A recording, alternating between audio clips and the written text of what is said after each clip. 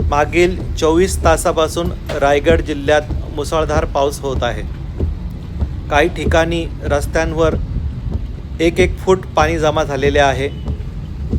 काही घरांमध्ये सुद्धा पाणी घुसलेले आहे। नागरिकांना प्रचंड असा त्रास होत आहे। गावांमध्ये घरांमध्ये पाणी घुसलेले आहे। नद्या तुडुंब भरून वाहत आहे। काही ठिकाणी नद्यांना पूरसुद्धा आलेले आहे। तरी नागरिकांनी सतर्क राहावे। कोणतीही आपत्तीजनक घटना असेल तर आपल्या जवळील प्रशासनाच्या अधिकाऱ्यांशी संपर्क साधावा। नागरिकांनी अजिबात घाबरू नये आणि येणाऱ्या संकटाला आपण सर्वजण मिळून तोंड देऊया। पुढील 24 तास सुद्धा अजून प्रचंड असा पाऊस होण्याची शक्यता आहे।